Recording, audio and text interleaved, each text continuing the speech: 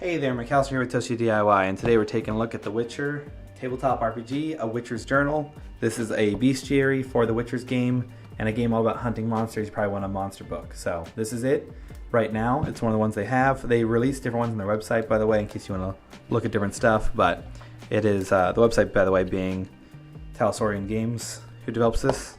Alright, so this one's a signed copy, just so you know what that is. One of the writers for this book, I met him at Gen Con, he signed it for me. So inside we have a table of contents. I'll hold this up so in case you're interested in incorporating a certain monster from The Witcher into your game, you can just look here at this list, find out if it's in the book, and then you're good to go. So I gave you some time. Let's go ahead and look. We have the Golden Age of Witchers, some lore, cool beans. We're on to see the monsters. So first up is the necrophages and what they look like, some different ones. Awesome. I think it's about 3 per monster type. And then I believe a story. So here we have some more hymns, pesta, and that, and a different one. So in order to avoid just spoiling the whole book, I'm going to skip to a farther section. Giant centipedes, another story, lessons, Shelmar, and a story. So kind of keep going that way. We're going to skip towards the end where they have the mutagens and different things. So that way you still have something to look for when you get the book. True Dragon. So this is the very end. So this is probably the section that I think is probably the coolest. Exceptional monsters. So these would be your probably game-ending monsters.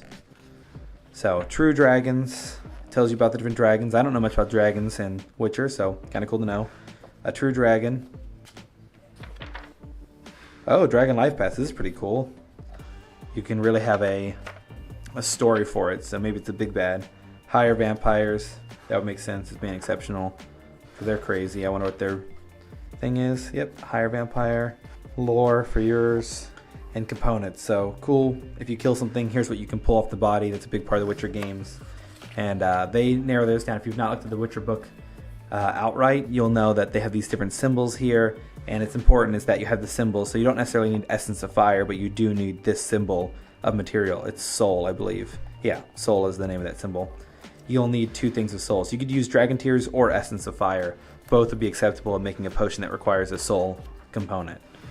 Here are mutagens and different things it can be. This is about investigation and possibly how to follow things and find them. Say that you're hunting the monster, all that jazz. Yeah, in the very end we have contracts, so you can look at these. These are possible ones you could print out and put out on like a bounty board maybe for your players to use. Dear Master Witcher. And that's it. The book's pretty small, to be honest. I mean, D&D's Monster Manual probably has about, like, I mean, if we're looking at just undead, probably have about 10 different undead monsters in here. This one has 3 for each section. Now, I'll grant it, the monsters in here are pretty statted. Like, it takes a lot longer than making a D&D monster, and that's part of D&D's charm. It's a lot simpler to pick up.